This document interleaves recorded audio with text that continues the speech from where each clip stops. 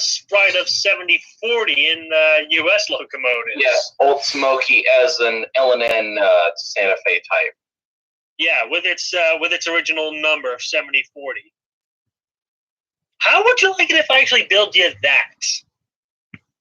Sure, build me that, and also The streams, build me it in its RJ Corman livery. and also the streams That live. may be a bit more challenging, but I'll see what I can do. It's difficult, but not impossible, because of the fact that it has those running board skirts. The stream is live. Yeah, that's gonna be. We're live. Yep. Tonight, Steven gets annoyed. I fist a duck. And you've already lost lead on that. And Spoiler alert! Next week, a woman joins the stream.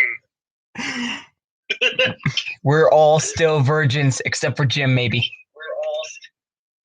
Oh yeah, I'm the Geiger Chad, but that's not saying much. I'm in such a not good mood today because everybody's going to be talking about my least favorite wheel arrangement in the history of Steam, the 280 consolidations. Yes.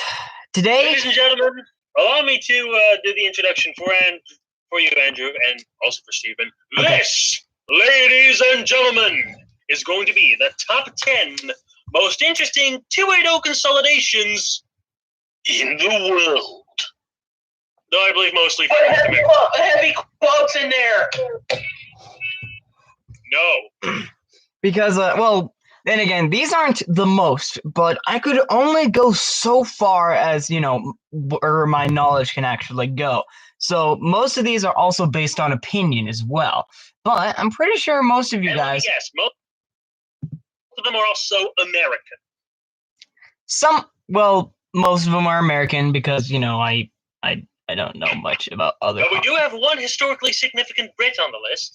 And we also, not only do we have one Brit, but we have a couple of interesting candidates. Couple of what? Well, they're... What was that? What the fuck was that? What was that? Just some game I'm playing just for no fucking reason. Okay, well... Because, we're not doing anything right now. And look at the burning subjects chat. Did you see? The chat. What, you mean on the live stream? No, I mean, like, in the Discord server. Let me see here. What? Oh.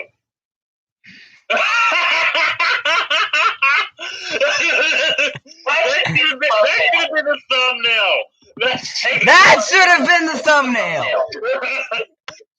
You should have sent me that earlier. Well, I wanted to for the video, but you can make it the thumbnail later. Oh, wait, I think I have an idea. But anyway, Steven, if I'm going to do a local profiling on 3254, you got to Photoshop yourself into a picture of it. Into a picture of it, looking awesome. Because you're annoyed at it looking awesome. Anyway, let's kickstart this goddamn list before we lose our future female companion. Alright, though. Number 10. Southern Pacific, number 2718. Never heard of it. It's honestly Duncamite. And it's just another con. You're going to hear me say that. And it has begun. Yep, the insanity for Steven has begun. But Southern Pacific 2718 is one of the very, very, very few surviving Southern Pacific consolidations left in the world. And, well, this one is actually... why didn't you talk about 3420? It's the SP Steam Star that time forgot, but it's also a Connie. Hold on. Why didn't I think of that one? Exactly. Anyway, you're too late. You have made your choice, and at the moment, I'm doing my best to look up the engine's tractive effort. But yeah, then again, I want to remake these lists every year, so I mean, most likely this one I won't remake because it's not really that interesting. But I mean, Good. That means I only get to have a spasm 10 times. Ah, how unfortunate. I mean, it actually won't be 10 times because there's a couple of locomotives on this list that I know, are gonna like. Oh yeah. Oh, that's rich. You're gonna make me have an orgasm for some from Connie's. Yes, because you put one of these locomotives on your retired Steam Excursion Stars list. Suddenly the plot thickened. I Okay, actually kind of saw that coming. the plot thickens. We have come to a land of the unknown, and now I show you my my first toy train. Hold on. Anyway, There we we've go. gone horribly off track. Okay, Again, we are terribly sorry for this terrible inconvenience. I can't. I have to keep using the word terrible so often. I can't use it enough. Let's see. You said Southern Pacific 2718. 2718. It's a C8 class, and there were 58 of them. Let's see. It doesn't say when they were built, but number 2718 was made in March of 1904. The class was number 2694 through 2751.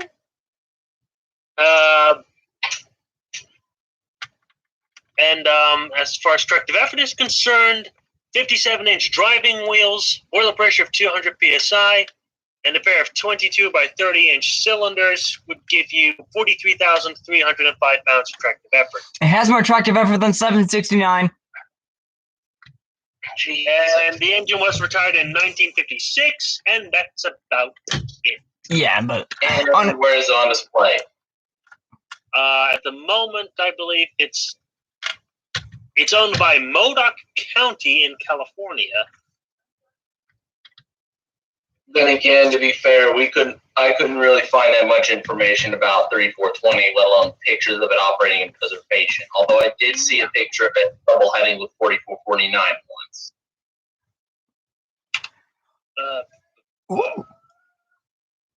Poggers. Oh wait, maybe we get a little more info here. No, goddamn it! I thought I saw a page that would highlight at least for how long the C8s were in production. But Anyway, oh well. that's really a brief one right there. But on to number 9, which Jim, I'm not sure if you've ever heard of this one, but you're a huge N&W fan. Well, Is it number 6? you guessed it. It's N&W number 6. I saw that one in person, I think at least 2 times. How's it I look? was either tempted to guess between 917 with its legendary teeny tiny tender or number 6, but yeah. Number 6 Yeah, is number 6 is on number 9. It's almost like 69. Dude. 69, dudes. Mhm. And then Steve Rambo appears and goes all like, Mm. And that's how this video got turned into a Gachi Muchi meme. Mm. Because all of us need that right now, especially seeing how Valentine's Day is coming around the corner. It gets Get it? Coming. Yeah, I was trying to say, I did have, or as I was trying to say, yes, I did see the locomotive in person, I think twice at the Virginia Museum of Transportation, which is obviously where it's on display at. Yeah, let's see. But Western number 6, when I saw pictures and probably in the very, very early 1900s, if anything like that. I honestly before the M classes built. I honestly did not know that the N&W had that many consolidations left in the world. It also looks like it has a Belfair firebox. Poggers. Let me look Poggers. And I can't NW 6. Well, while we wait for Jim to find the information, Number 6. let's take a look at the Oh, live. guys. That is an odd choice for an NW steam engine, and if I'm not mistaken, it probably also has a shotgun firebox. Let's take a look here. Someone, Elijah says in the chat, does some random 5 chime think the animated Lion King is way better than the live action version? Of course he does. What? But don't expect me to also like The Lion King 2, Simba's Pride. Although there are elements that I do like about it, it's probably the weakest in the main 3 of the Lion King movies that were released from 1994 to 2004. But wait, what were we talking about again about NW number 6? Yeah. And of course I can't find any goddamn information page. Why is there no most of these locomotives we don't have that much information about because people don't care about these unique Connies. Because people would rather foam over some Kitty Northern and some very weird and chunky Connies. Let's see.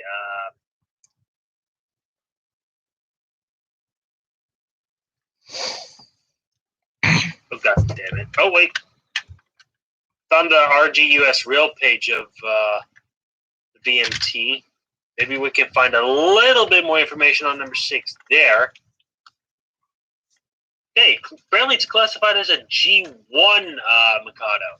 Insert your mandatory Transformers reference right here. G1 Mikado? Mikado?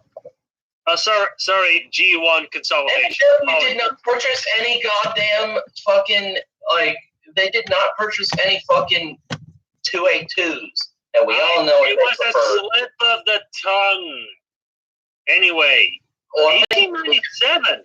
It was built in 1897. Wow. So that makes and that. Originally, it was numbered as its original number was 382. 380. Let's see. 382. Obviously, it was taken by the Mastodon of the same number. Yeah. Let's see.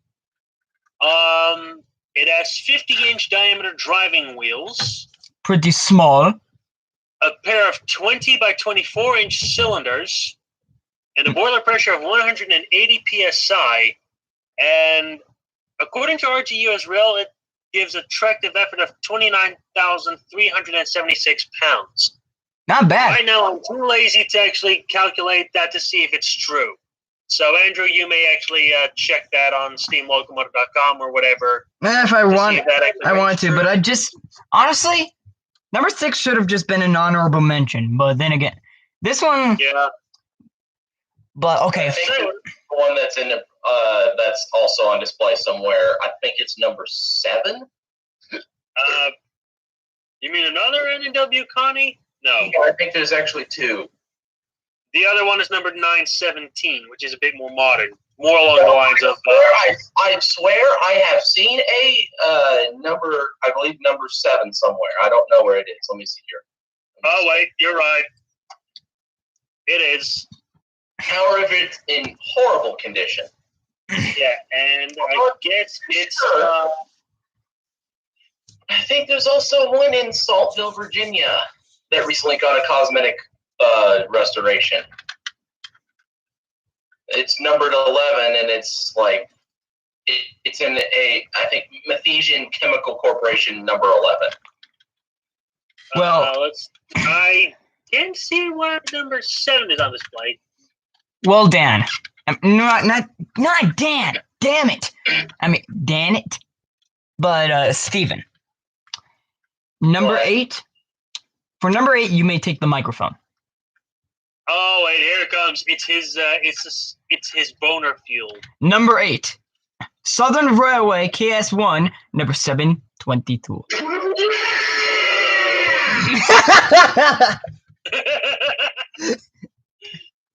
Finally, we got to a Connie that I'm actually interested in. That's me just quickly watching that back on the goddamn stream. Anyway. All right.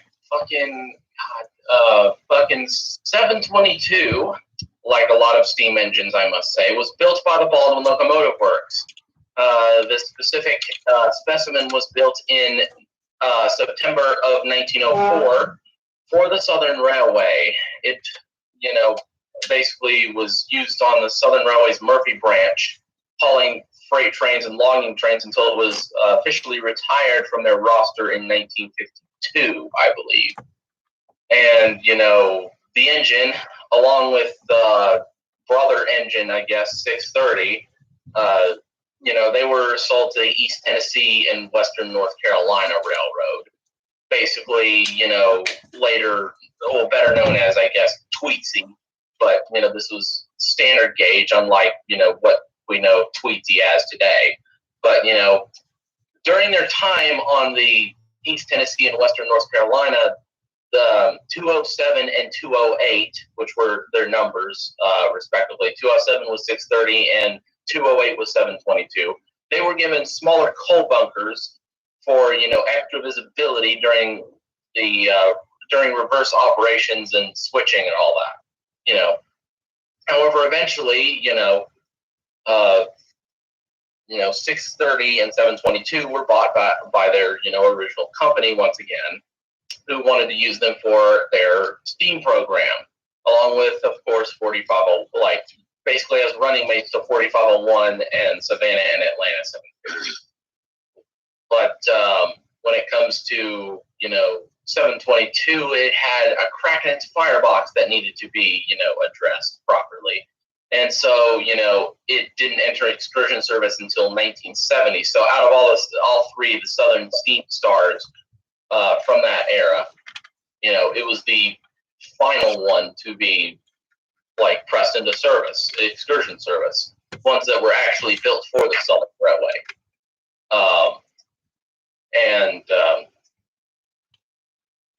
Hold on. I can't really think. So, yeah, the engine basically, mainly just pulled regular excursions during this career. Although I remember seeing a video of it, right next to, 4501 and 610 and 4449 during the days of the Freedom Train. How many locomotives were there in the KS1 class? I have no idea. But of course, actually, how about I tell you guys some experiences that I was told from one of my crewmates who work on the 769 with me. They actually used to fire the 722. I'm not joking. Let's see. KS1. But this is okay. Let's see. And when was 722 built again? September 1904. 1904. Funny thing is, I guess you could say they're kind of like the M classes in a way, because some were built by Alco, some were built by Baldwin.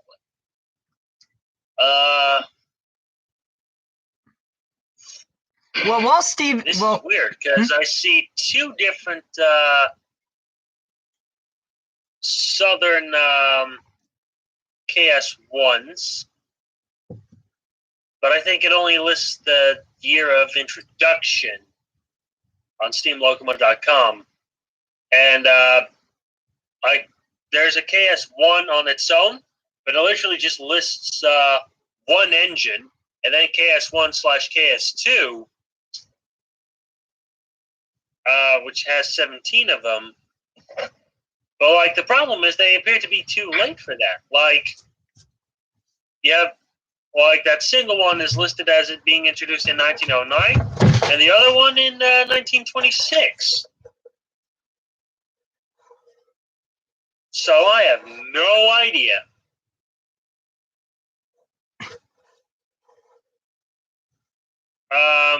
This is my hat now. Wait, what hat? Oh, a box. This is my box. Ow. Okay, box man. God, I feel old. I'm getting flashbacks to old Smosh videos. So many freaking colonies in the chat of the U.S. locomotives and cylinder cocks. It's always fucking LS&I ones. Why is everybody obsessed with those now? Okay, but yeah. Anyway, guess I have to resort to Wikipedia. Well, let's just wait.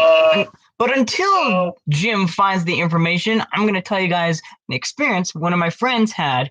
Well, one of our volunteers at the 769. They used to fire the 722 and 630. And, well, he told me some experiences with the 722. So, well, he remembers that their last day running the 722, and a couple of people were actually crying. Wow. And I take it this was in 1985 at the TBRM. Yes, he told me so, but he also told me that, well, everyone actually got to blow the whistle before she got to run her last run. Then she was moved into the engine house under her own power, and everyone just kind of salute. Stephen, where exactly is the Great Smoky Mountains Railroad located? North Carolina is where the parking lot is and all that shit. North Carolina. I can't see it on this map on RGUS Rail. Dillsboro, North Carolina is where the shops are at that 722 is at. And can I point this out? Like, what is with them just leaving 722 out there? Like, just in pieces and shit. Like, I know they're trying to fucking restore it or some crap, but like, either like cosmetically restore it or something like that, or put it in put it under a tarp or something like that, or like give it to someone else. Really?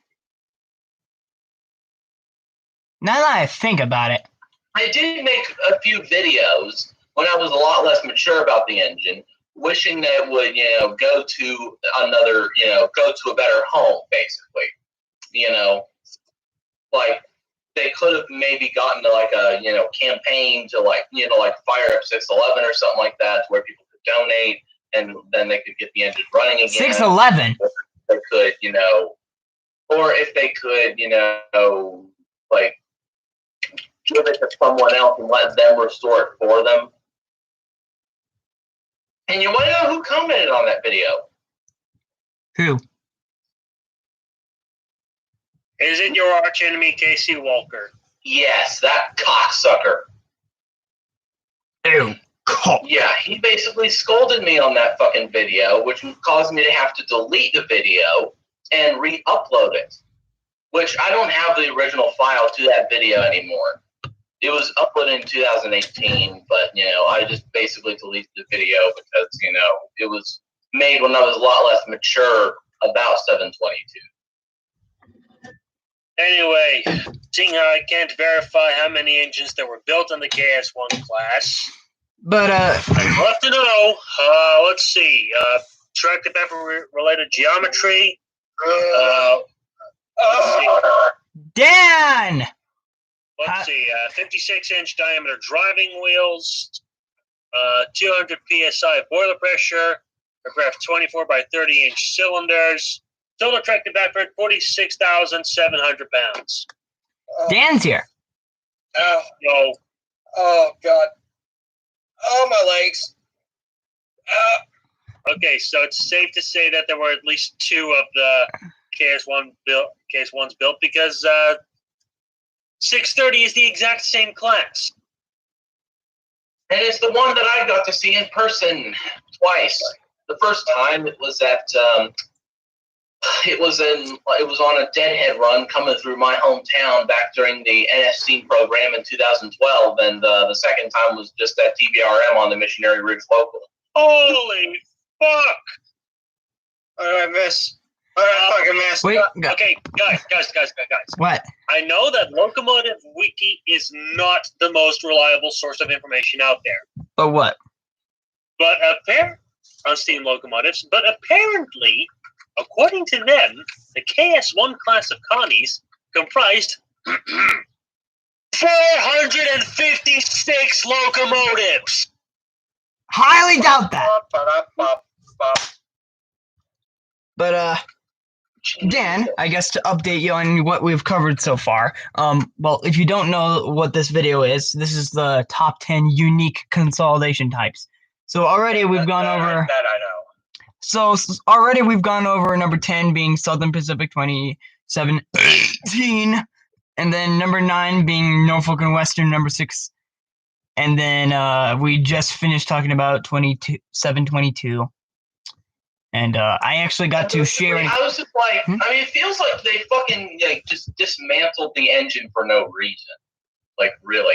And Even fucking Crab Origin and Egyptian number 17, which I believe we should talk about, it's still kind of in one piece. but I also got to share an experience from one of my volunteers. Oh. From one of my volunteers who used to work on the 722 back in the 80s. He also got to work on the Norfolk Southern Steam program, but that's another story for another day. Anyway, on to number 7, which I'm surprised not a lot of people actually even talk about this locomotive. But yeah, also it doesn't list when they were built, but it only says that they were introduced in 1903. So I'm throwing in the white towel. I surrender. If they fix such a complicated class. So wait, what engines did it already cover? Southern Pacific 2718, NNW number 6, and 722. Okay. Now, What's the next boy? the next one, number 7. Well, Jim probably won't want to talk about this locomotive, and this is 1187, and not Reading 1187, but It's the imposter! There's an imposter among us! Pennsylvania Railroad 1187. Another engine that I've seen in person. But How yes, many engines have you seen in person, Steven? Holy shit. yes, that's your answer. I take it you've only seen like one engine in person, Dan. Well, I feel sorry for you. 3. Well, Actually, no, 4. I've actually seen shit tons. I've seen over a dozen steam locomotives. Okay, I've so seen like 20 or so steam engines. And it's still going to increase by the time I get to go see 1309 and hopefully Wilmington and Western 58 so I've seen 23 steam locomotives. and New Hope Valley 17. Okay, can we continue the thing? Yes. We can continue the thing. Anyway, Pennsylvania Railroad 1187, which, as I said, is not to be confused with Reading 1187, is, well, one of Which the... is the superior 1187. Yes, but PRR 11... It's a Connie that, you know, isn't basically overfoamed by Penzi foamers. Yeah. And that's why it's... Well, that's one of the reasons it's on this list. And 2, it's actually one of the older Pennsylvania locomotives left in the world. In preservation. In preservation, anyway, yes. Hey, the suck-sounding thing is my thing. Go get your own. That's my thing! Well, if that your thing, then one sec.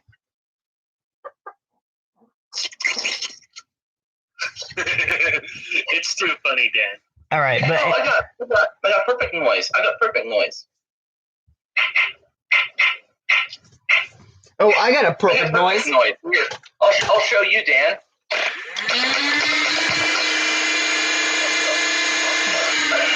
Oh yeah.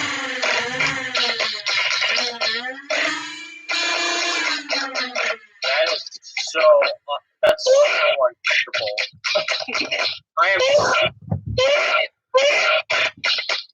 My brain feels uncomfortable. Please stop.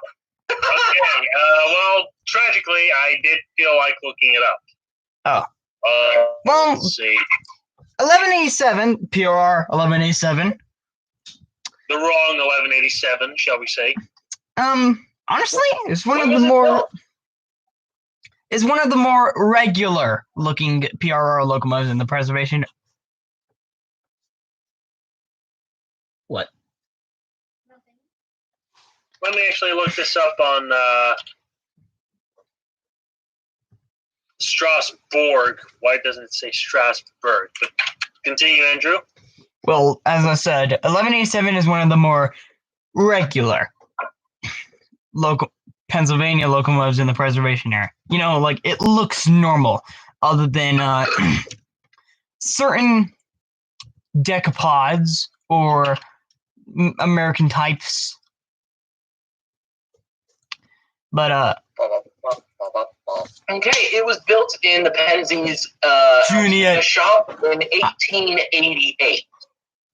Wow! You found it on RGUS Rail. No, I looked it up on steamlocomotive.com on their, I think something about the Railroad Museum of Pennsylvania. The locomotive was designed first as a Belpaire firebox, Get out. but I guess doesn't. Yeah, no, I think it still has Yep, it. Yeah, it still has it. And also, From an it was part of the R class of Connies, which was later reclassified as the H3 class. They were built between 1885 and 1897, and they built 418 of them. Wow. Tractive effort related geometry, 50-inch diameter driving wheels, 140 psi of boiler pressure, and when you combine those with a pair of 20 by 24-inch cylinders, 22,848 pounds of tractive effort. So it's a pretty short. It's a small boy. It's an old Connie. It's a very. Even so, I would still be like that principal guy from The Simpsons. Pathetic. This is my interpretation on it. Pathetic. What the fuck are we talking about? Why the fuck are we talking about 790 being at the Railroad Museum of Pennsylvania? Illinois Central 790. Never heard of it. That's at Steamtown, right? Yeah. Oh. And that's Okay, the one that- I kind of, that's one of the engines that I tease Owen for being just another Connie. So, anyway, let's continue with the inferior 1187. Oh. It pulled freight. Yeah, it shunted trunks and pulled freight. Thomas intensifies. Da da da da da. Ba, ba, ba, Da. ba, ba, da, da, da, da, da, ba, ba, da, ba. Yes. Also, Dan, epic news. Next What? week, Lena is joining. As in that Oh. Bulgarian girl that I know. Everybody grab your money. We're going to donate to her because she's going to become a Twitch streamer. And we're going to donate her to her just so she can say our names. No need for that. That I learned. This is for Bowel syndrome. And Now, let's see. Is there anything else we need to talk about this Connie other than the fact that it has some rather interesting and admittedly quite lovely yellow line detailing all around the cylinders, cow catcher, buffer beam, headlight, steam dome, cab, tender, and driving wheels. No, I don't think that's. Whistle, and then the pop-off valves, the cylinder locks, and the Also the pilot wheels, but whatever. Anyway, Are we moving on? yes, we shall move on. And this one is going to be one that I'd like to talk about myself. Number 6. Oh, sorry. Premature. Okay, number 6. Atchison, Topeka, and Santa Fe 132. Come on, why didn't you put 769 on there? Because 769 I will talk about on my other channel, which one day I'm actually You going. have another channel. Yeah, I have another channel specifically made for updates about the restoration of 769. Send us the link in the Burning Subjects chat, please. Well, You actually, bitch. I'll send you guys Nice the. stuff to him. I'll send you guys the link, like everyone here. I'll send you guys the link in a little bit. By the way, Anyway. Also, Andrew, do you have any tractive method-related geometry for this engine? 132? Not yet, but I'm going to tell you the history of the Pathetic. So, Anthony!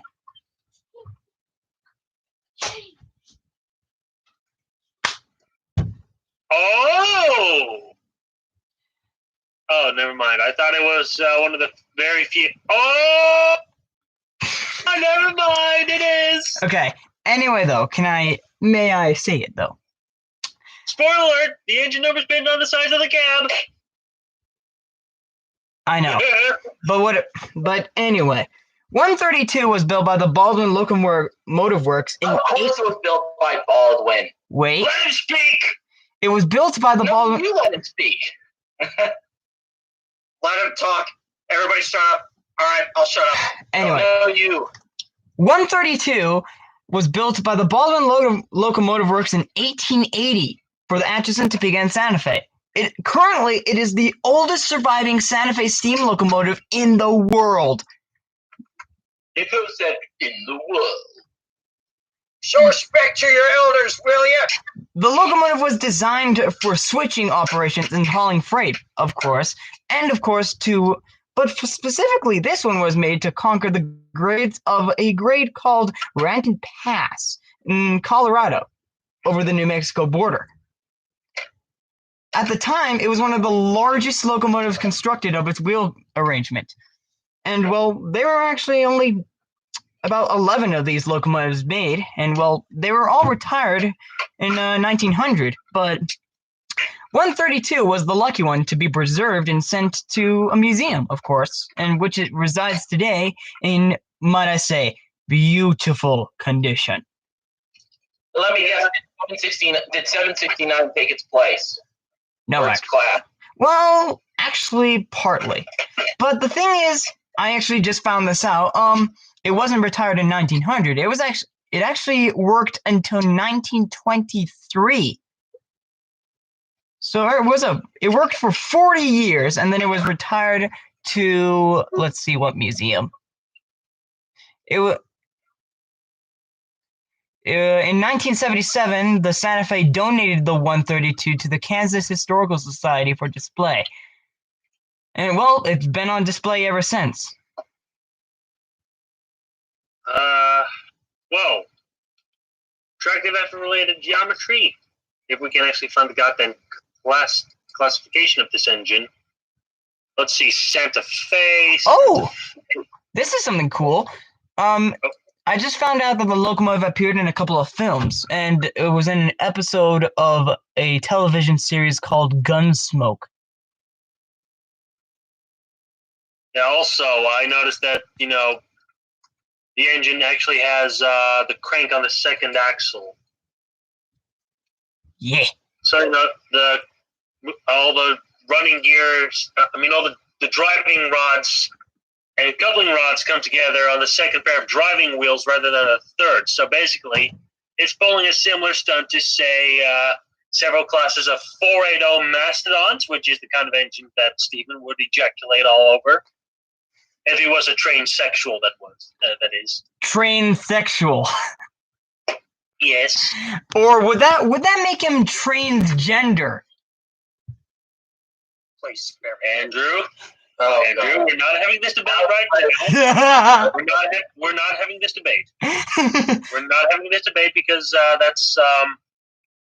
because to be perfectly honest, that would only fit Michael.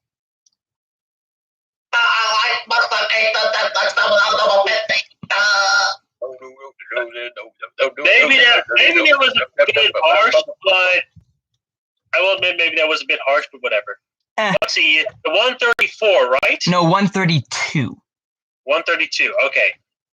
I believe it was part of the so-called 130 class. How many were built, you say?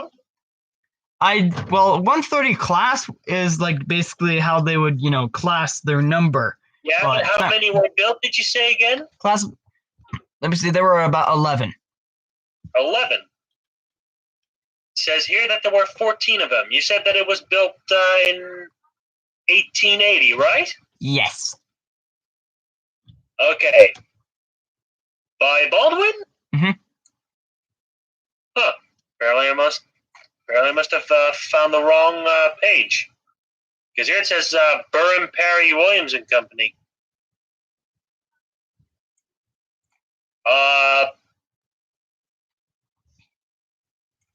Okay, this is weird. Maybe it must have been some kind of subsidiary of Baldwin then, I guess.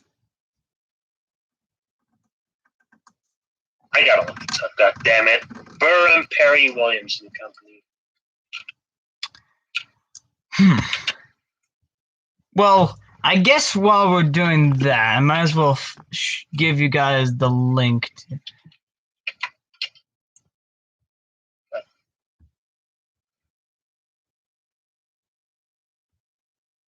Oh, Burnham. Bumba special. Boomer. Okay, Boomer. Did it just went quiet? Yes. Yes. Talking about Good to know. I want to make sure that I get this right. Because maybe, because one of us could be messing this up right now. All right. Well, And in fact, Andrew, maybe I dare to say that you're in the wrong here. Because maybe it was built by Burham Perry Williams and Company. I wouldn't doubt it because, I mean, a locomotive that old, I'd highly doubt it would be made by Baldwin. You mean you highly doubt that it would be built by Baldwin? So Yeah. You would rather agree with me on this? Yes, actually. I mean, I'm looking this up on SteamLocomotive.com. Literally found ATNSF 280s, 130 class. Later, we stated as the 2404 class. There were 14 of them. But it does say 1880. Okay, Anyway, so if we're going with these, yeah, I'm going to once go again, with the information you this is found. becoming a drinking game. Once again, 50-inch diameter driving wheels. Take a drink. Oh wait, hold on. Hold on. When we combine those driving wheels with a boiler pressure of 140 psi and a pair of 20 by 28 inch cylinders, we have 26,656 pounds of tractive effort. More than the wrong 1187. But Let me turn on my camera. in the Burning Subjects chat, I sent the link to the other channel. Oh, yeah. Because if you look right here, It says, Is that beer or something? yes, it's beer. I saw it from my dad. Natty Daddy, wow. Hey, I'm subscribing to this channel. Oh, wait. Will you guys actually give me just a couple minutes so I can go The only downstairs? problem is I don't really like the taste of beer. One moment, guys. I'm going to go downstairs real quick to photograph something disturbing. One moment. Okay. Well, while he's doing that, oh no. Here's why. I mean, I could see why I put it on the list, but all right. Steven, are you dying?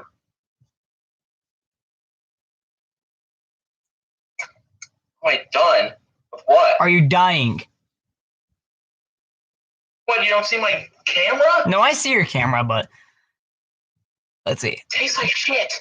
Like, I don't know why, but beer tastes like shit. Just put the thing down. Put. Yum, yum. I get it. I get the reference. Yum yum. It's only been 1 week since I ate that orange. Oh.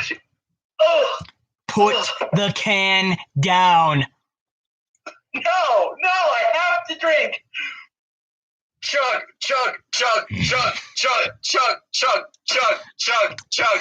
You know what? Fuck it. Chug, chug, chug, Hey, chug. what did I miss? Stephen is drinking some beer, and I'm just pushing him to chug that shit down. Meanwhile, I found something truly disturbing. My dad got me. My dad got a couple of cans of something sent through work. What? He got them from his job or whatever. I think. Let's see. Check the meme channel on your server. One of them, I kid you not, looked like this. Dan, you in particular want to see this. The fuck? What is that? Why? And Okay, I support no. anime and shit, but what the fuck? What is that? What is this supposed to be? Like, I have no idea. what kind of transition is there? Why is there an anime girl in the background with the same expression as the one right here? And why are they all fucking translucent like a ghost? More importantly, why the fuck? Wait, the best Rotterdam beer in the world? Suddenly, I am slightly ashamed to live in this great city. Because I see the same anime girl not once, not twice, but 3 times on a can of beer. Well, how can you fucking drink this shit anyway? It tastes like garbage. God damn. As such, I feel the need to drown my sorrows in 4 different cans of beer. I think I need to drown my sorrows in vodka instead. And you're going to have a heart attack. I'm sorry. That's what I need. I need some vodka, not this nasty ass beer. Steven, look at what I checked in memes now. well, are we gonna continue this or? Please. Oh yes, it's a blast from the past. Okay. What's the next, Connie? Number 5 is Pennsylvania Railroad number 7688. Is that also at the Railroad Museum of Pennsylvania? I don't think so, actually. It used to be one of the locomotives that used to work at the Rocky Island. Rocky Island? No, no, not the Rock Island something. Rock Island. Yes, it's at the Museum of Pennsylvania. If I'm pretty sure, I'm not entirely sure, because I don't know crap about the H10s, but I think that this is one of only 2 surviving of its type, or is it the only one?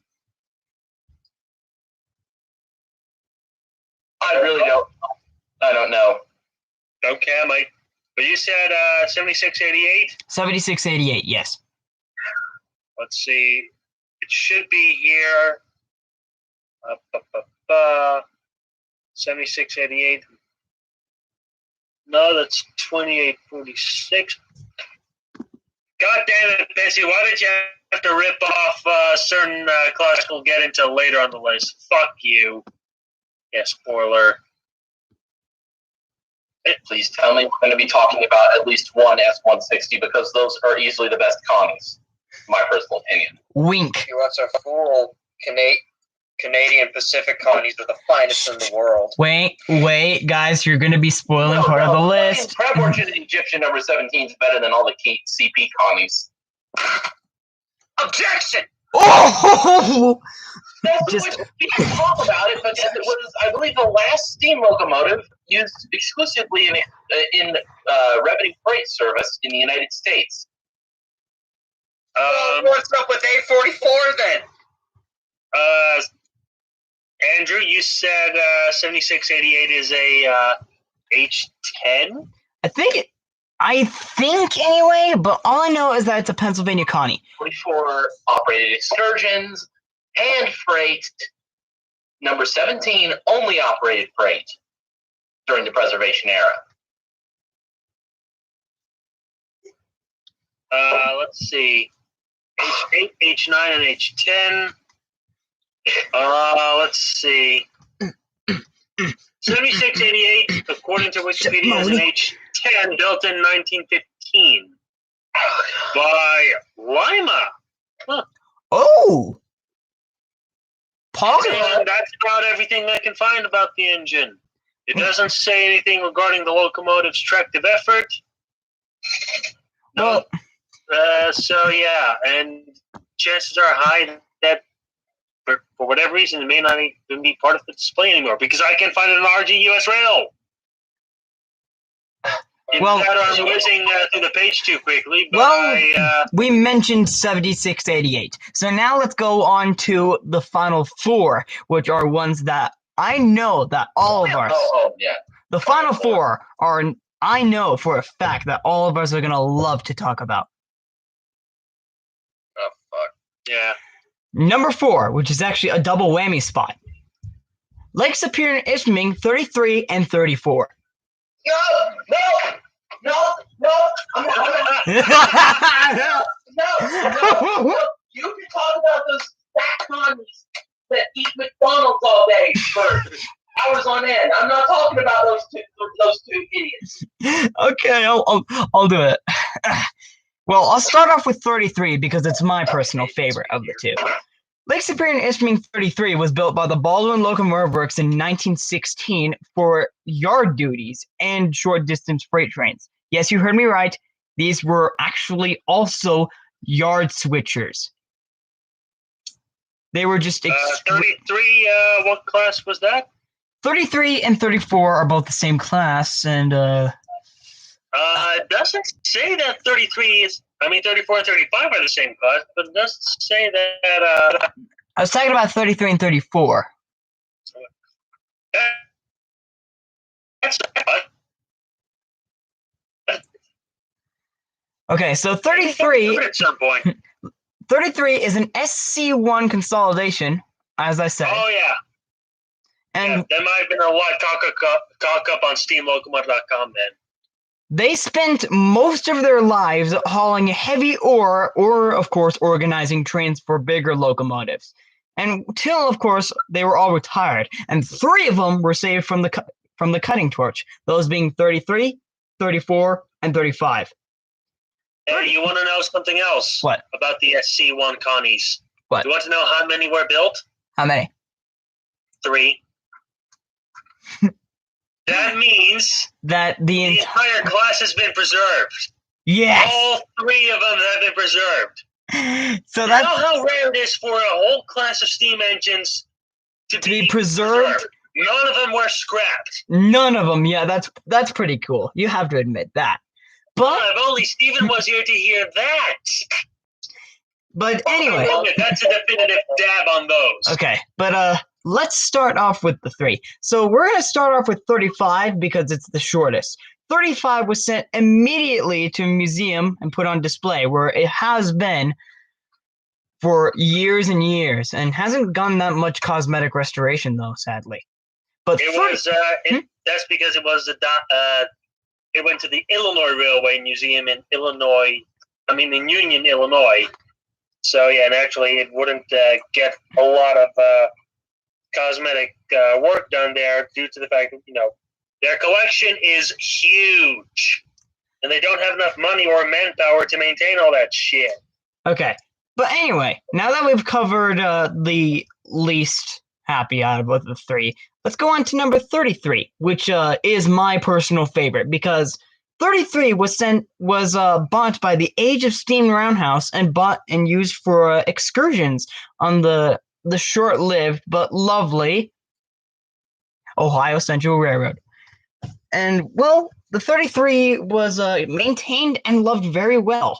And in fact, they didn't run it into the ground very often, or at all. They ran the thing with at least 3 coaches, and well, they would constantly keep it at a speed that was maintainable and affordable for the locomotive. And well, the crewmates loved messing around with the whistle. I could tell, just the, you know what I mean? Yeah. But sadly, 33's excursion career didn't last very long. After a little while, the locomotive just became, tired of itself. And well, it was put on display inside the roundhouse, where it's still maintained, but Sadly, probably won't operate that much anymore.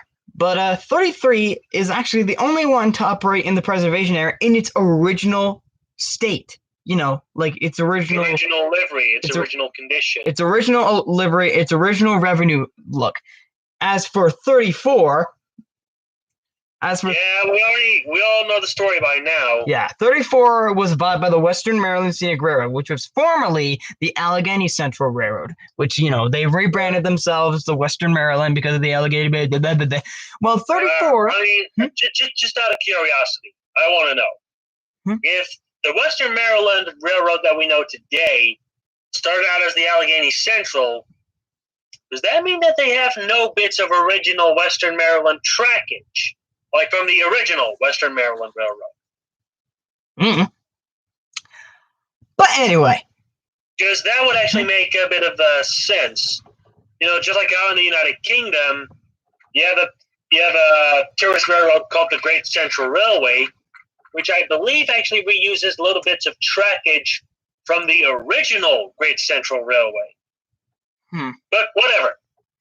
Anyway, of course, oh wait, you want to go solo on these, right? Yeah. 1309 is better than 734. Anyway, though, with 34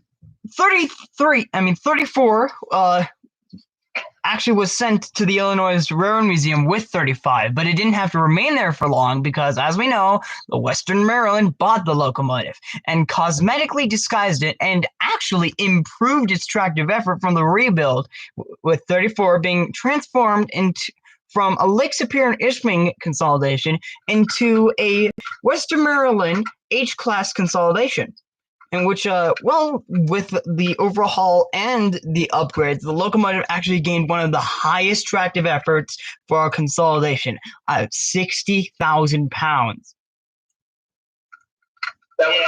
Also, obviously, in the process, it was also renumbered from 34 to 734. 734. And so some people may say that it should have been renumbered to 834 or whatever because it more closely resembles the Western Maryland's 800 series of Connies instead of the 700 series, whatever they were officially classified, but whatever. But anyway. Would be allowed to mention the tractive effort? The original tractive effort, that is? The original tractive effort, you may.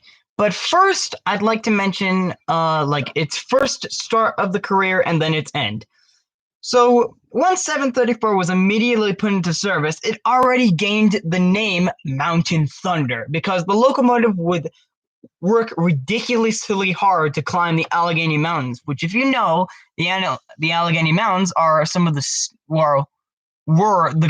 steepest grade of revenue track in American railroad history. Salute a great laughs in the background. So yeah, though, 734 was tasked with climbing these mountains a lot for 20 years. And she did so reliably, of course, until the time finally caught up with her in 2015 when she was due for her rebuild.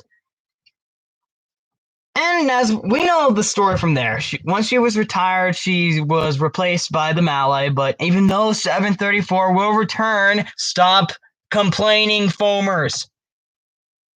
In fact, I say that, it's not that I hate 734. I actually think that 1309 is a lot more interesting for not just its wheel arrangement, but, where it operates. And plus, it's the largest, I've said it repeatedly, it's the largest steam locomotive ever refurbished by a scenic railroad. Yes. Or a heritage railway for the Brits watching this. Yes.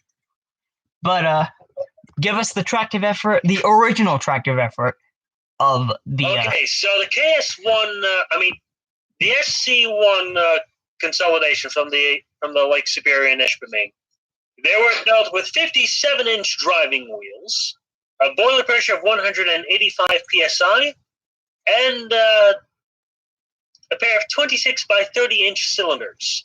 Total tractive effort, 55,948 pounds. So wow. Just 56,000. So when they rebuilt the 34, they increased the tractive effort by roughly 5,000. No, 4,000. 4,000, but you get the point. roughly 4,000. That's amazing, What though. modification did they actually do? Did they increase the cylinders? Did they give it big? Did they give it a higher boiler pressure? They gave it a Maybe, high. Part of it was that they gave it a higher boiler pressure. How much? Well, you said that the original boiler pressure was 190 something. What was it? 185. Well, they increased it by 15 psi, so 200 psi now. Yes. And what else? I forgot. Well, Nothing else? Hmm? Or did they also tweak the cylinders a bit? I think they might have tweaked the cylinders a bit, but all I know from when it comes to the advancements is that they did increase the boiler pressure. But I forgot the other ones because I know there were a lot of very important differences that they did, other than the cosmetic changes.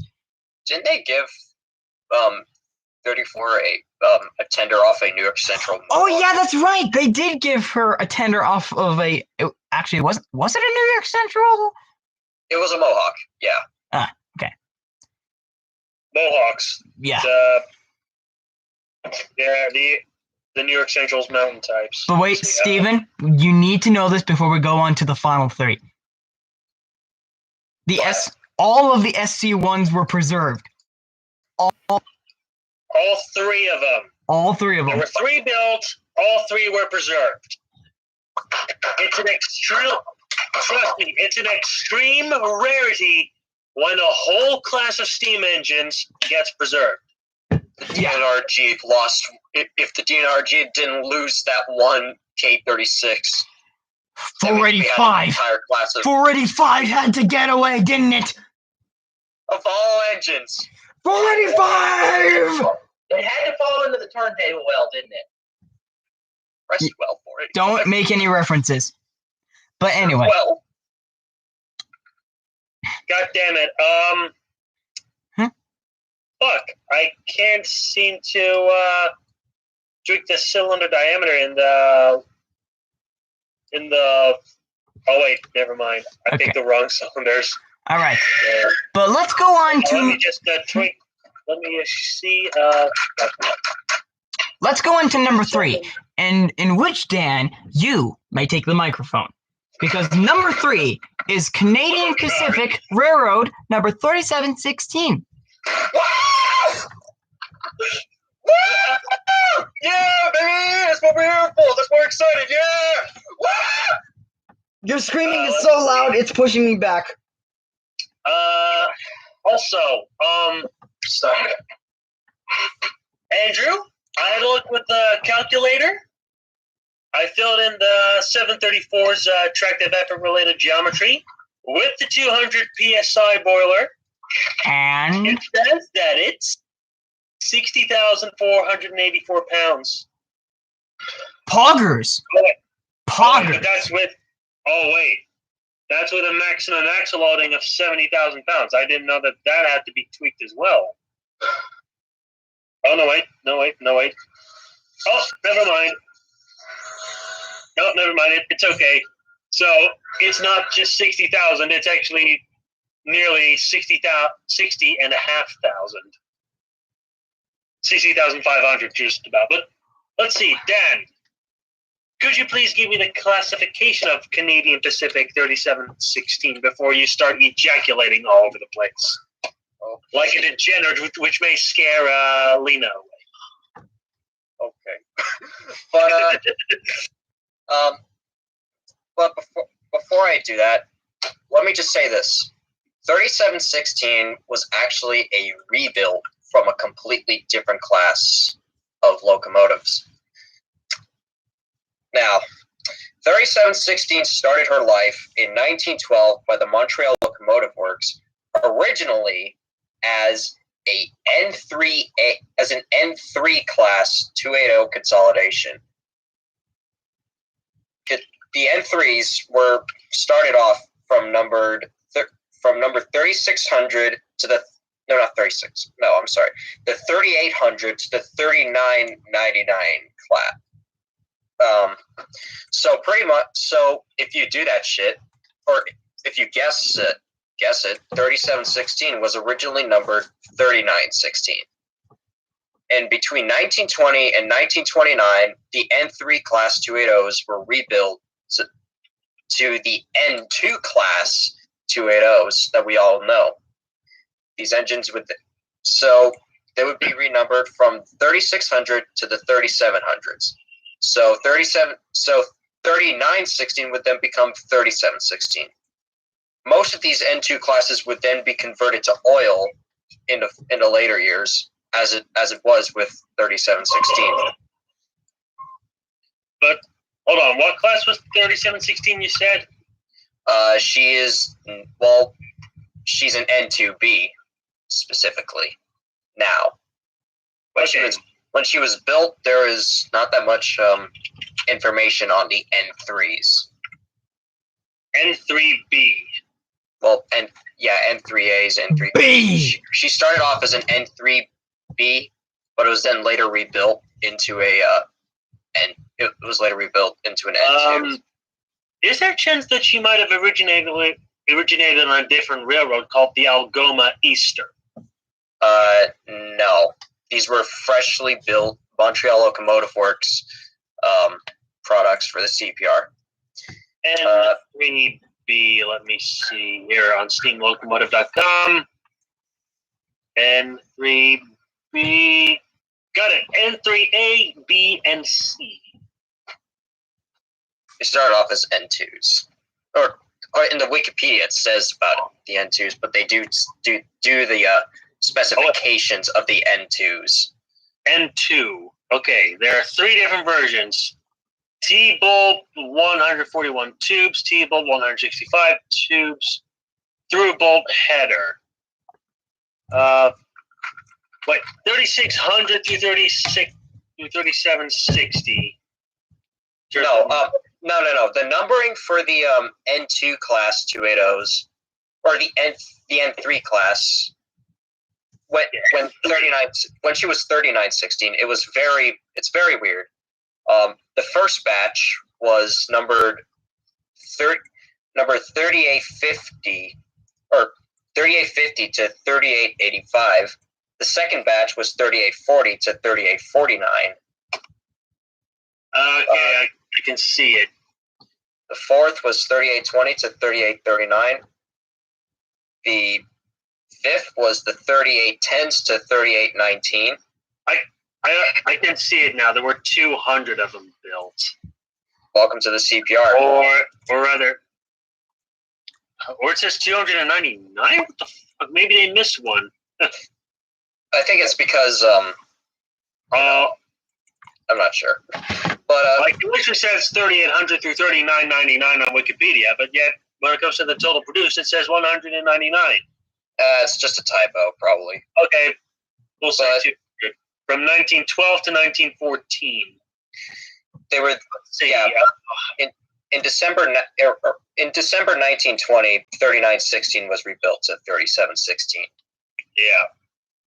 She was given a oil burning tender, and she was converted from having Stephenson's valve gear to Walshert's valve gear. Okay. During her career, 3716, she mainly pulled trains out west in the Kootenay Mountains in British Columbia. She proved to be a reliable locomotive in the Rocky Mountains, and she was just like one of several hundred N2 classes that worked in the West. And by the 1950s, of these several hundreds of 280s, only 3 are left. One of them is, of course, 3716 herself. The other is, hang on, let me see, what was the other one? The other one was 3522, I think. And the other, oh, geez, I'm forgetting my engines. I am so smart. I'm a blithering idiot. I am so smart. I am so smart. I am so smart. I'm so smart. I am so smart. I am S-M-A-R-T. But anyway, and then there's one at Expo Rail. There was another one, number 3512. She still exists, although in a very different way. On January 1st, 1947, 3512 was returning from Nelson when a rail barge tipped over and the entire locomotive, along with a caboose and a snowplow, fell into the water.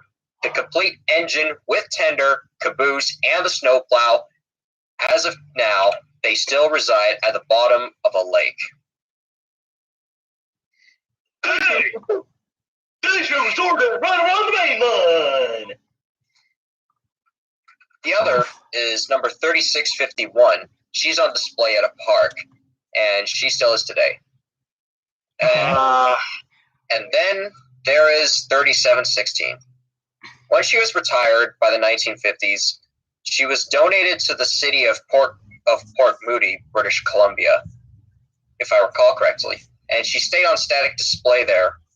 And even she was then moved around in the CPR yards while she was being towed around for a while when she was rotting away before being head to the city. In 1975, the Provincial Museum of British Columbia came in and restored her to operation, doing some excursion tours around British Columbia, including Canadian Pacific's Kettle Valley before it shut down in 1989, including places such as Summerland and Osias and the Osias branch. 3716 will later star in a movie called The Gray Fox and The Journey of the Natty Gann, which was a Walt Disney production. She was then later sent to BC Rail to become a running mate / backup locomotive for the already famed Royal Hudson number 2860. And in 1988, they did that doubleheader thing. It's not just a doubleheader. That wasn't the only time they ever done doubleheaders. They've done it several times. In 1999, and if you guys learned the history of 2860, you'd probably know that 1999 was the last run of 3716 and 2860 before they got mothballed, and then later the fall of BC Rail in 2003. 3716 was put up for auction that same year. Around this time, the not so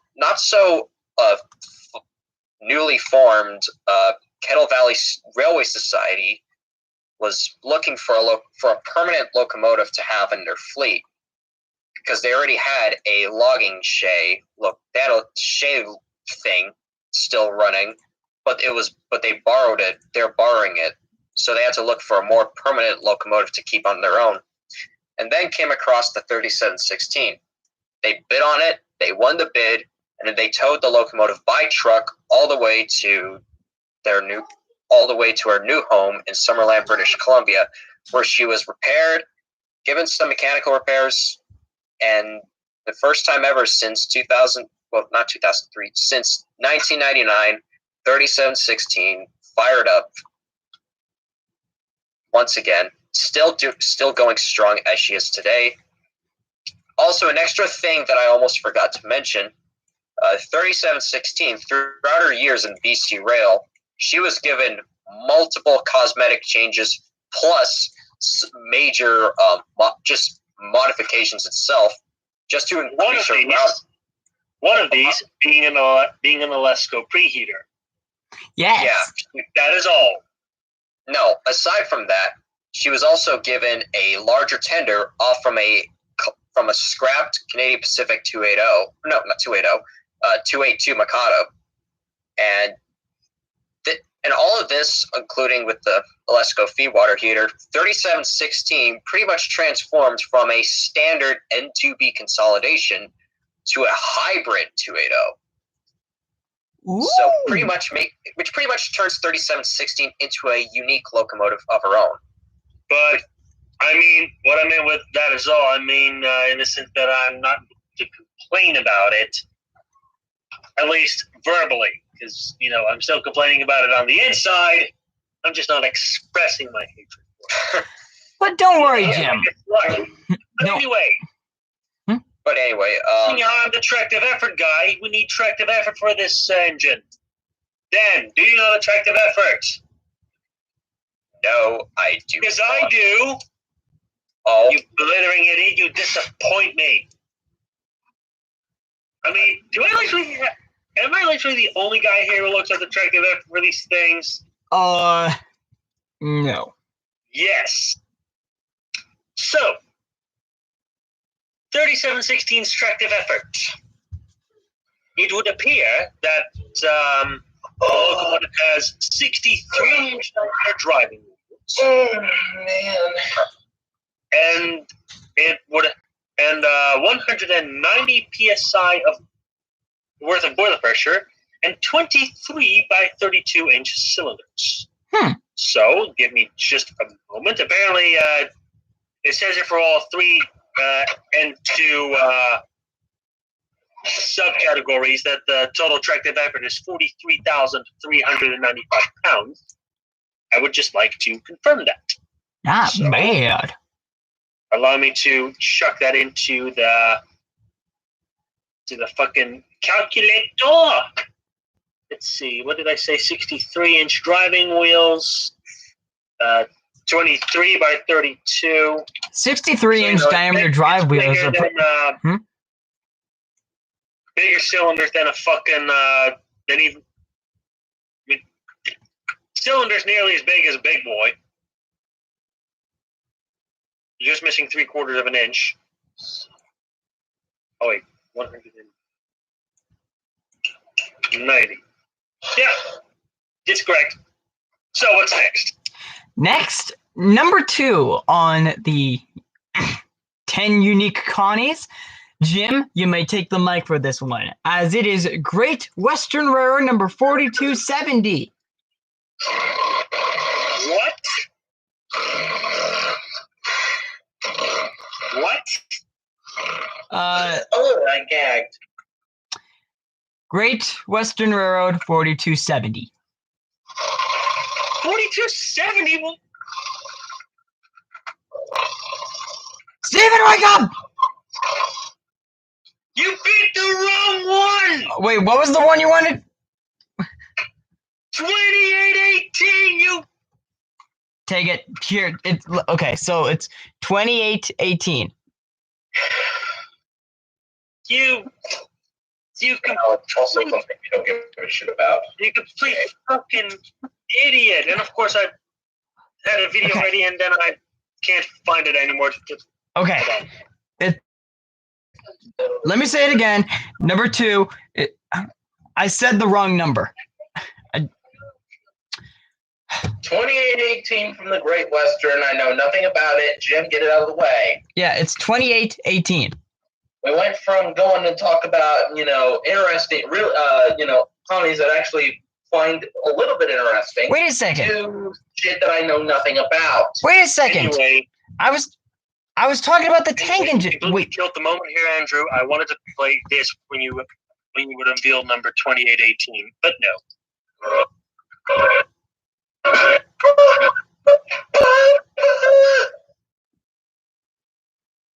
Didn't you hear that?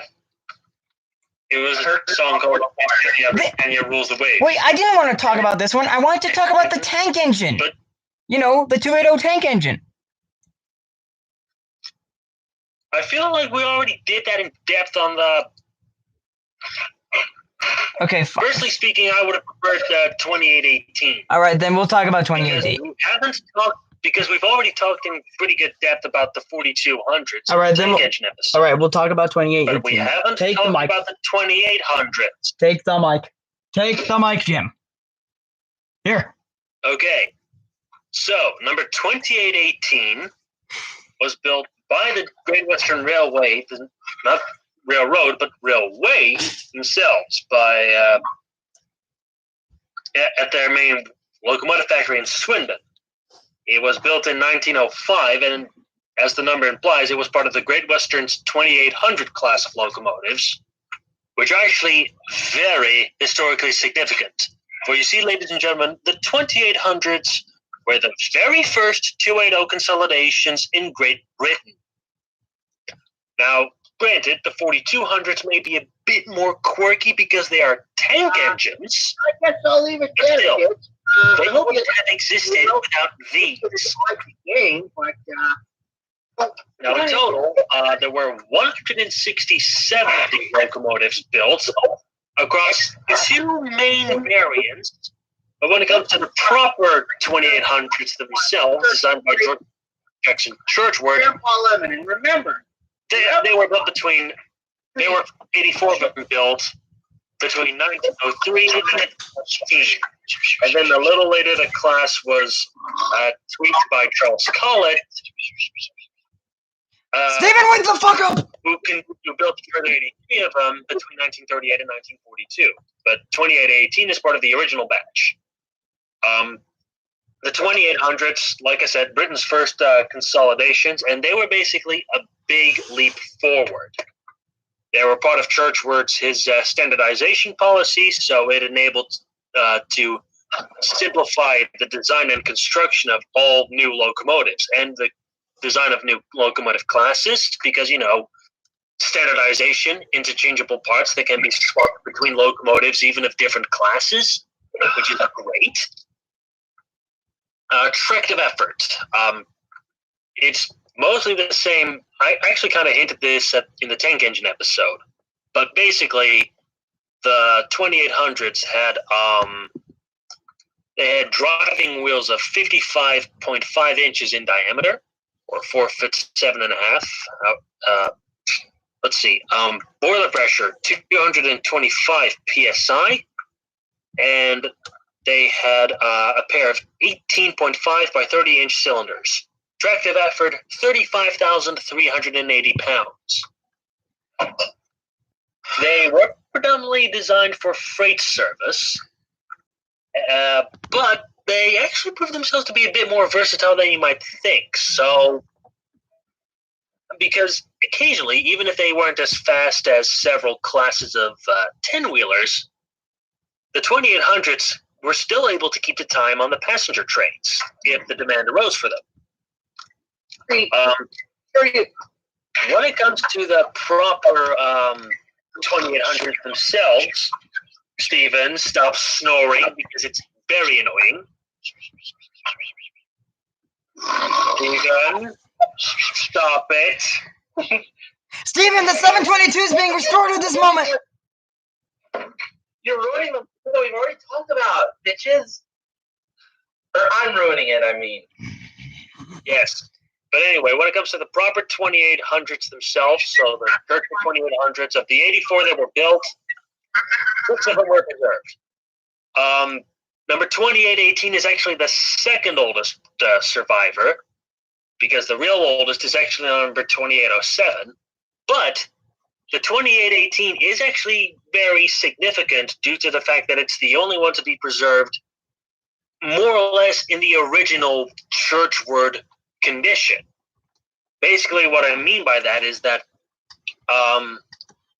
there were 3 changes that Collett did. Well, actually 4 changes that Collett did to the 2800s to create his modified 2800s, or 2884s if you're being technical.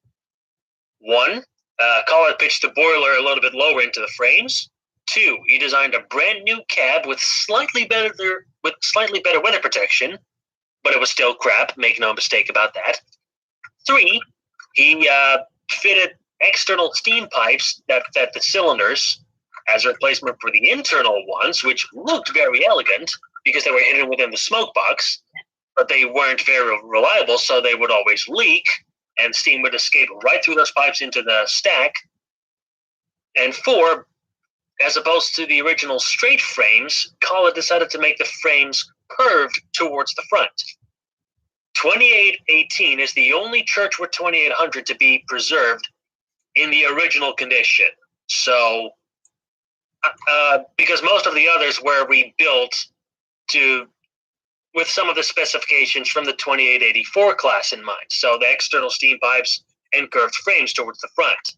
But the 2818 is the only one to be preserved with internal steam pipes and straight frames. So yeah, I mean that's actually quite a difference. By comparison, I can actually give you a picture of the oldest survivor, number 2807, which I'll chuck in the UK locomotive channel here in this server. Let's see, UK. There we go. I mean, there's already a picture of 2818 in there. Here's a picture of 2807. So you can definitely see the differences. Curved frame, external steam pipes on the, basically, I guess you want to say the hybrid 2800s. So Churchward and Collett fusion there, compared to the stock Churchward design that 2818 shows off. Internal pipes, straight frames, there. But I guess that for good measure, I may as well show you a picture of a 2884 class locomotive. So again, the modified Collett version. Let's see if I can find a picture of the so-called rock star. Because I guess that kind of... You want to be a rock star? Meow. Seeing how I've mentioned that engine, oh god, of course, this image is too big to directly copy, so I have to copy the link instead. But I can kind of mention this engine real quick. Andrew, if you're looking UK locomotives, here's a picture of number 3822, which is one of the 2884 class locomotives. Huh. You can't really... I mean, I don't blame you if you can't see the difference in terms of the height of the boiler, but you can definitely see that that engine has a different cab. Oh, I can definitely see the different cab. Yeah. And again, curved frames towards the front, external steam pipes. Also, I guess I should talk about 3822 real quick. Let's see. That engine was built in 1940, and it was retired in 1964, and it literally broke through, if you can say, in 1989 when it was used for the music video of the song "Breakthrough" by Queen. Wait, what? And of course, monkeys in bottom gear. Bottom gear. Yeah. Like you always is. Also, going back to 2818 real quick, I guess I should be more thorough by also mentioning that, you know, it was built in 1905 and it was retired in 1963. Finally, just a quick reminder of how many in total were built. When you combine both classes together as one big family, there were 167 of these Connies built between 1903 and 1942. But if we're being a little bit more technical, strictly speaking, 84 of the Churchward 2800s from 1903 to 1919, and then 83 of the Collett 2800s, or 2884s, between 1938 and 1942. Now we need more Britannia, who rules the waves. Wait for it. Here we go.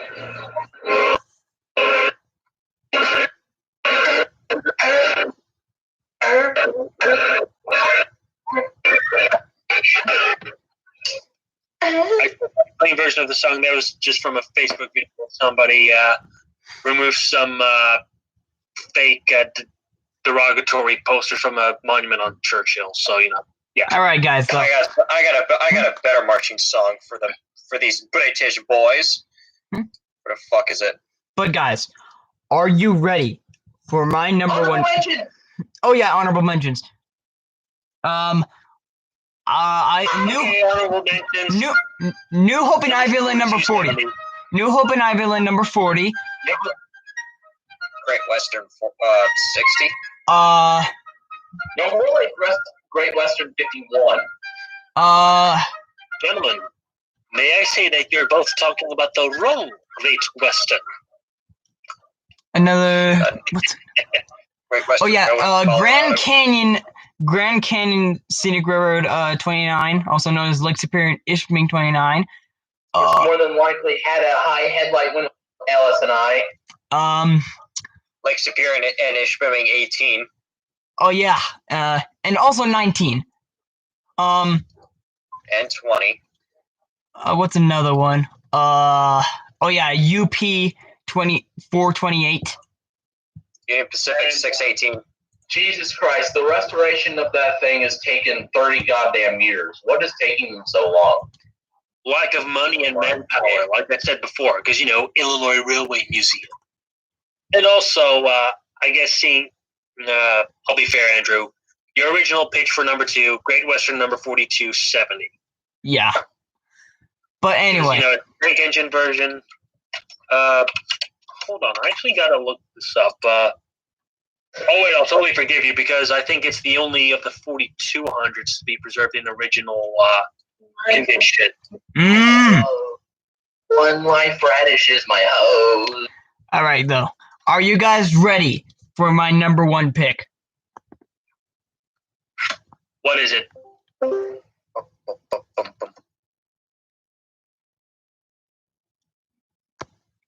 One sec. Yes, Lonely tales of the woe and dwells to regain what they were foretold. For together in the cave they stood, for they knew that the cave would flood. Yet they sung a song to remind them they belong with the gods that they understood. What would tell of the monster they bear? Was the beast in their blackened glare? We've a demon in us all, unleash havoc on the call. Bear your arms and be aware. Enter the jaws of dawn. Number 1.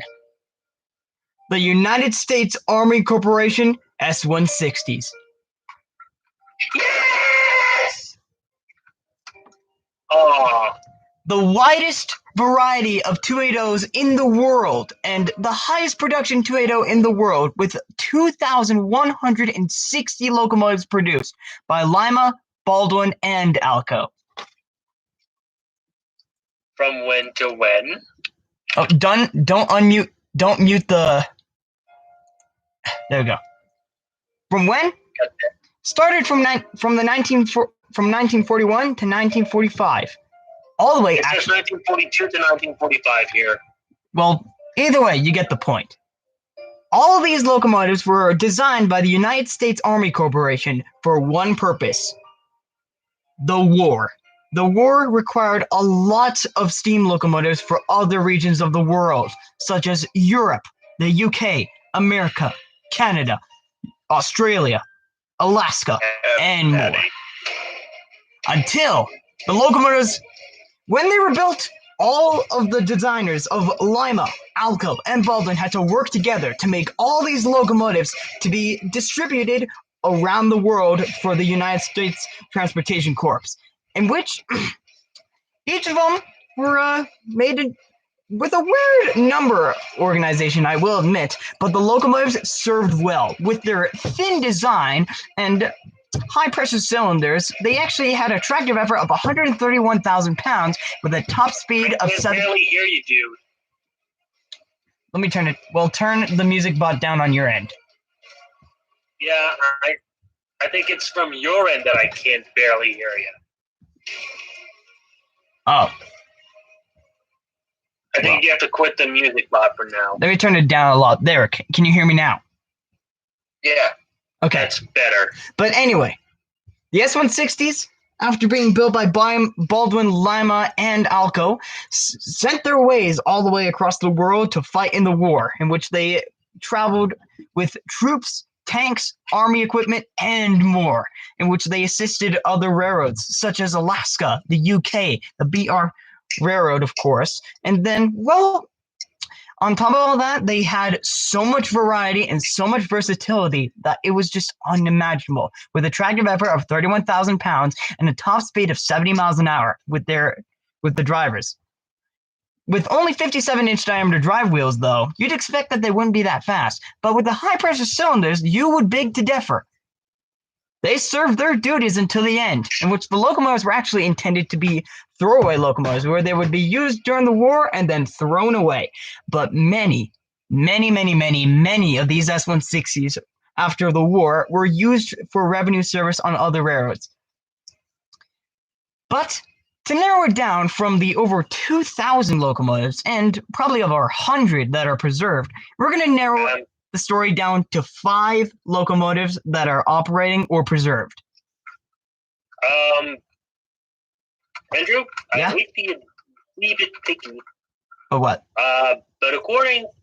but there weren't hundreds preserved. It says that there were at least 26 of them preserved. Well, you get the point. And also, if I may chime in about the tractive effort, it says here on Wikipedia, goddammit, that it's 31,492 pounds, partly because of those 57-inch driving wheels.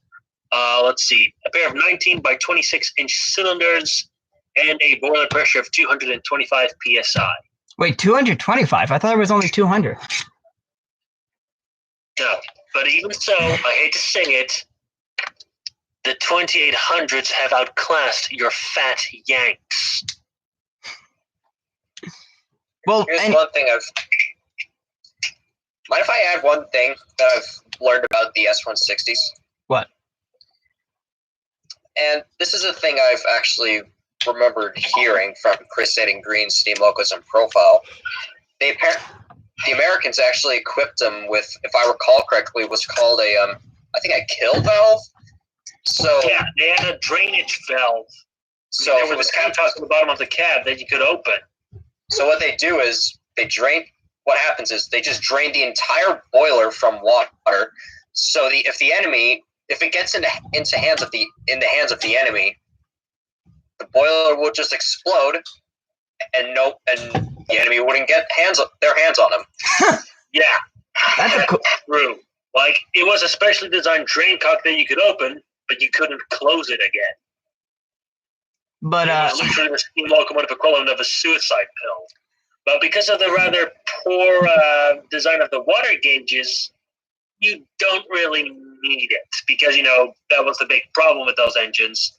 Said water gauges had a faulty design that if it wasn't closed properly or whatever, there was a danger of it giving a false higher reading compared to what's in the boiler. So, yeah, you don't necessarily need the suicide drain cock, because if you don't maintain the locomotive correctly, it can just die all by itself. But anyway, though, besides the flaws, they served their purpose well until the end of the days. And for this to narrow it down from the 20 or 30 so that are preserved, I'm going to be talking about 5. And the first one I'm going to be talking about is my personal favorite, and that is Alaska Railroad 557. Most people actually don't even know about this locomotive, but currently it's the only S-160 that's going to be restored in its original condition. No modifications like headlights or cosmetic changes or taller stacks. The 557 will remain as it is. So the 557 was delivered to the Alaska Railroad in 1944, along with 10 others. Was it 10 others or 9 others? Can I say something? Yeah. I actually got the list here. Apparently, its original road number was 3523, but of course, it means that it's going to be refurbished as Alaska Railroad 557. Yes, 550. But anyway, though, on with 557. Of course, we all know, like the other S-160s, it served its days during the war. But after the war, they bought the locomotive along with 10 others, and the only other surviving Alaska Railroad S-160, number 556, is currently on display. But 557 is, the one we're going to be talking about. 557 was quite the war hero, because even after most of them were retired, 557 was still used. after pulling, it actually got to pull a couple of excursions, one of the very early excursion stars, if you must say. And well, hauled around Alaska quite a bit until it was retired again and put into storage.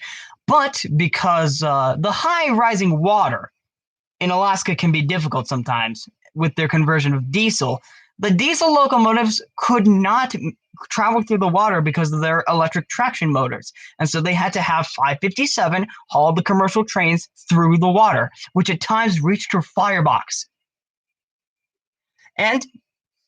But of course, after Alco waterproofed their locomotives, 557 was put into storage again. But then it was actually almost sent to scrap. But the owner of the scrapyard actually bought the locomotive for himself and displayed it at his area as a prized possession. But when he died back in a couple of years ago, his family sent the locomotive back to the Alaska Railroad themselves on one condition: that it be restored and pull passengers again. And currently, the 557 is being worked on by a dedicated volunteer of over 130 volunteers, and which are currently at a state where the locomotive could actually have its hydrostatic test soon. But yeah, 557 has to be my personal favorite. And that's why. Because 1, its looks. 2, its amazing survival story. But yeah. Salute. Yeah. But anyway, on to the next S160. And that will be known as Omaha. Yes, number 2253. Would you like to take the mic on this one, Jim? I'll be honest, I don't know that much about the locomotive. Well, in a nutshell, we already know the basics of the S160. But yeah, apparently it spent its time with the Polish State Railway after it was after the war. Ah, so it lived in communism. Yeah, but I believe when Polish steam was in decline, the engine it made its way to the United Kingdom. Nowadays, it's owned by Peter Best, and it's based at the Dartmouth Steam Railway, which is that one heritage line operating on the former route between Paignton and Kingsware, I believe. Which is a heritage line that has changed its name more often than the British Weather has changed itself. But yeah, in June of 2019, as part of the 75th anniversary of D-Day, on the 6th of June 2019, it was a big refurbishment on the locomotive was finally finished, and it was renamed to Omaha Beach before it got shortened to Omaha in the anniversary of one of the beaches as a part of the D-Day invasion. And currently, it's repainted in a lovely maroon, which kind of makes me wish that they might have gone a bit further and take inspirations from another semi S160, if we're being technical.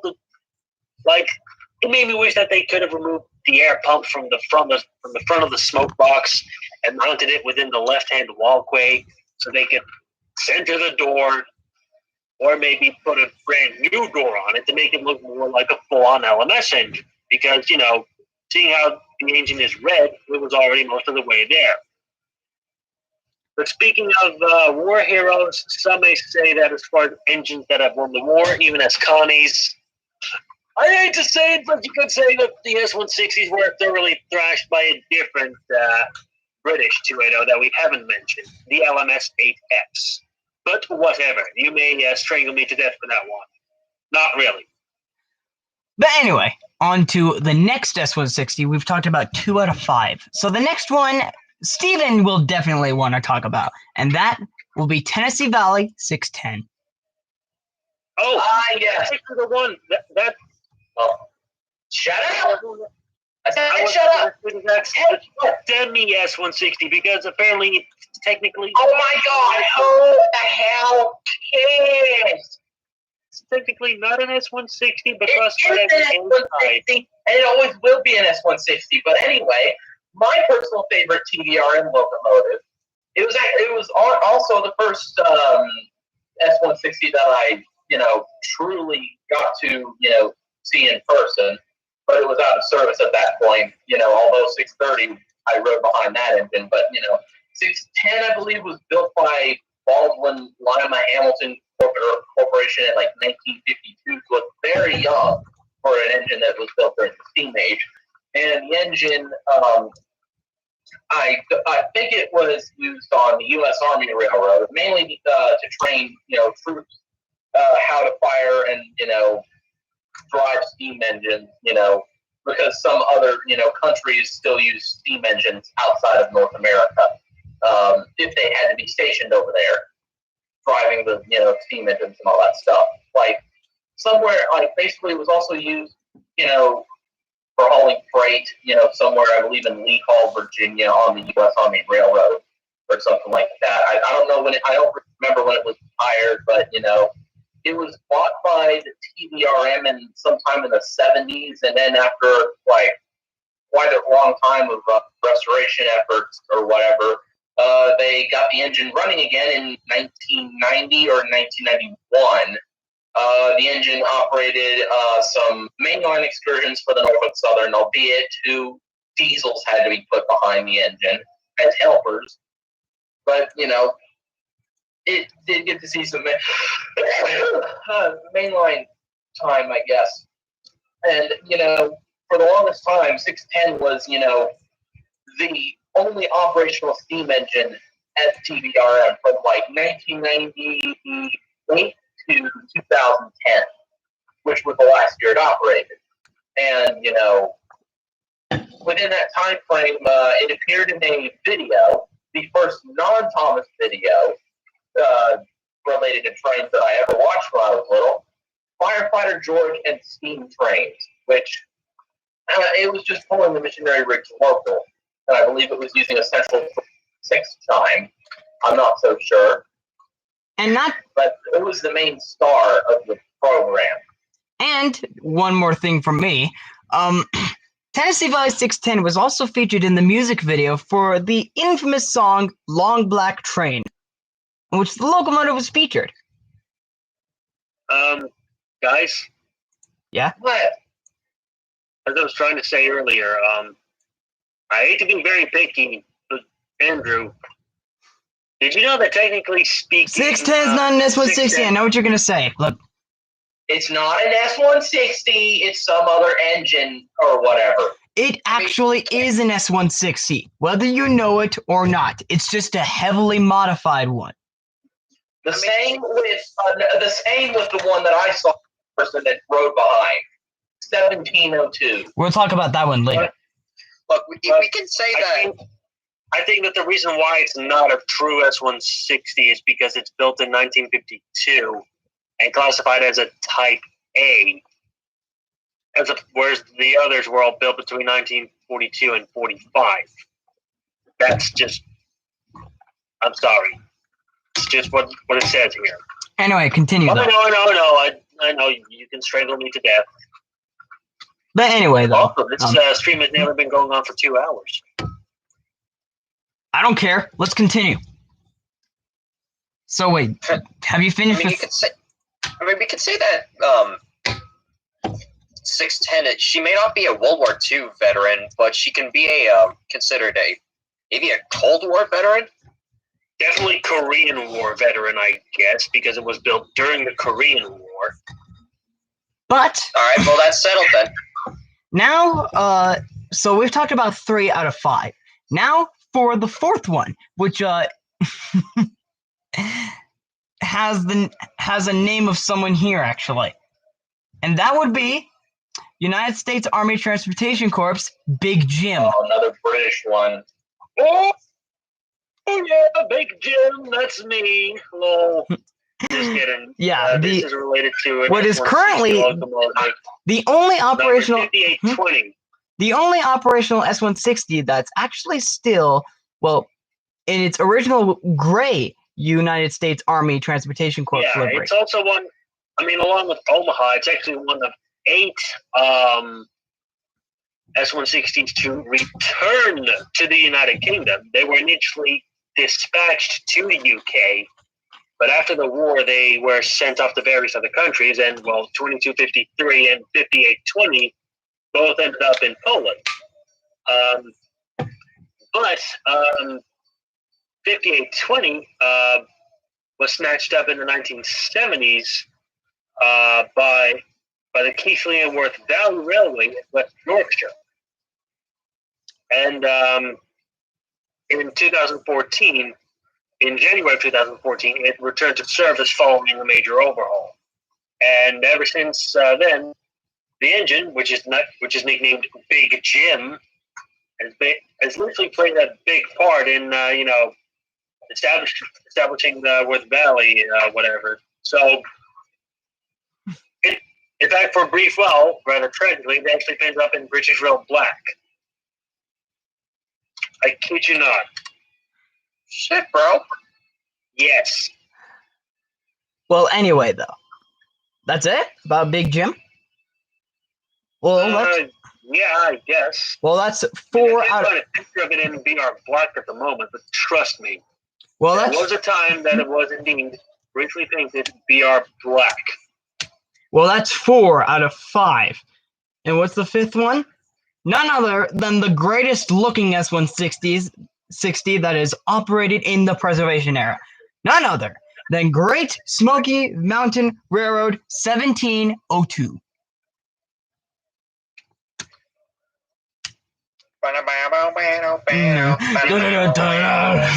Now, the real question is, who's going to talk about 1702, or shall we all? I guess we can all kind of talk about it. Yeah. Either way. Starting with its post-war owner, the so-called Redder Railroad. Well, actually just a tourist-only railroad operating in the state of Arkansas. And it was literally only 8 kilometers or 5 miles long, so that was a short one. Well then. Operated from 1971 until 1991. Wow. Yeah. That's actually a pretty young railroad for Yeah, and a very, very small one. Again, 5 miles. Fuck. It's almost walking distance, or cycling distance at least. But anyway, as 1702 spent her years on that after the railroad, inevitably was done for. The 1702 actually ended up going to the Great Smoky Mountains Railroad, in which it was restored to operation with a lot of upgrades and a lot of cosmetic changes, as you know. In which most of those cosmetic changes make you believe that it's not even an S-160, but it is. It's just a heavily modified one, like seriously heavy modifying. It's also one of those rare steam locomotives where the smoke box door hinges to the right when it opens, as opposed to hinging to the left. And it's also one of the. But that's also the case with all S-160s that were at least retained in original condition too, with the single air pump off to the side on the front. I actually forgot to mention. It has the door centered and has a pair of big double air pumps on the front. I actually forgot to mention that 1702 and 610 are actually one of the very few S-160s that are preserved with a centered headlight. Yeah, that's true. Some may even say that 1702 is technically not a proper S-160 anymore, but rather beefed up to so-called S-161 specifications due to it having a bigger boiler nowadays. Yeah. Oh well. But ever since the 90s, the locomotive has been featured in a lot of either documentaries or a lot of videos for kids, such as I Love Toy Trains, in which the locomotive was featured in a segment in which you get to ride in the cab seat of the 1702, in which it got to wear a Illinois. I do not remember any parts in I Love Toy Trains where it did that. Where it was in. Either that or I'm just mixing it up with another show that has the same kind of music.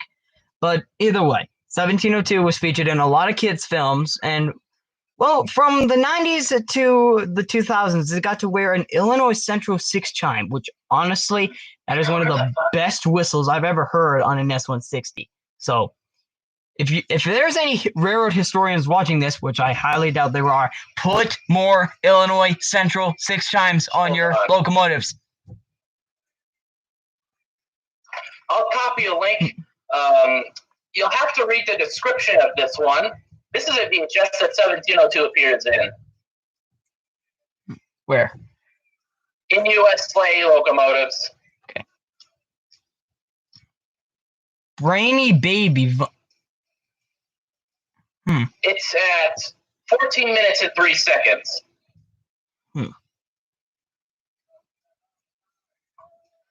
And actually, I'm pretty sure 1702 is one of the few S160s to be converted to burn oil. What did you say? What was the timestamp? It's 14 minutes and 3 seconds.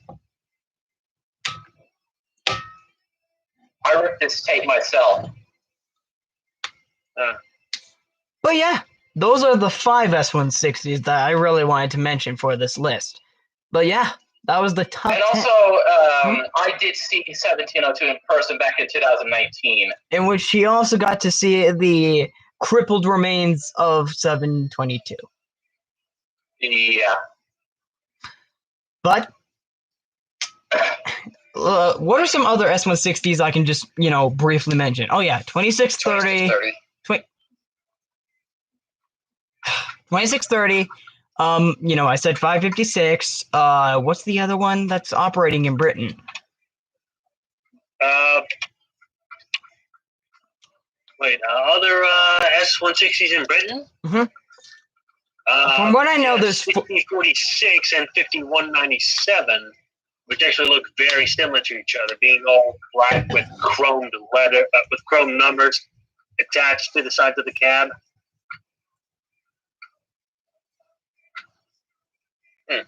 But yeah, those are really the main S160s that we need to talk about. So guys, what did you think of this list? Exquisite.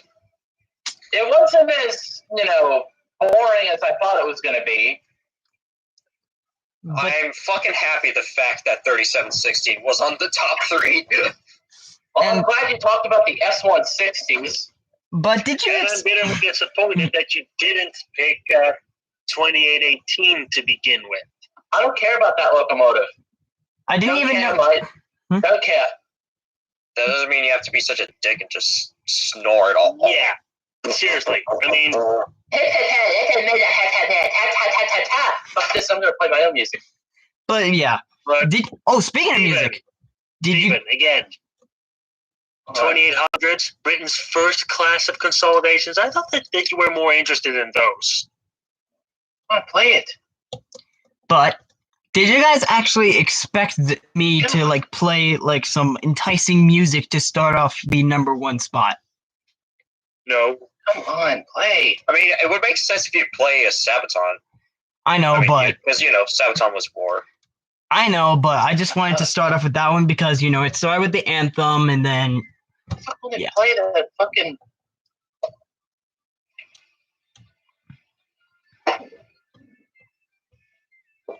Now, anyway, shall we wrap this episode up? yes. Oh, wait, bad news. Owen chimed into the chat about a correction about the SC1s. Yeah, I saw about 4 of them. 32 being scrapped. Well, of course they're not going to fucking preserve all of them because it's all about that high and mighty dollar. How the fuck do you get this thing to play? I want to play this song, but instead it's playing this other shit. Just wait for it. Well, anyway, though, next episode is actually going to be a bit of a surprise episode. So, You bitch. How about one now? next episode is going to be a surprise episode. Oh shit! So, I'm legitimately scared. Oh man, so now I can't even find out what we're going to talk about next week. Don't worry. Well, that's a surprise. That's how it works. Exactly. It's going to be the top 10 Connie's Part 2. Lol. Electric Boogaloo. I mean, this. Holy crap! We're almost at 2 hours. 2 hours. Yeah. This has got to be one of our So, longest. Lena, if you're watching this, we're very sure that we have bored you to death.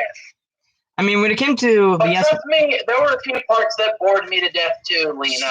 so much Mainly, to the point where you snored. Everything. not the S160s. That didn't bore me. I know that for sure. But anyway, guys, I'm gonna go. I'm gonna go butcher a bun cake. See you guys.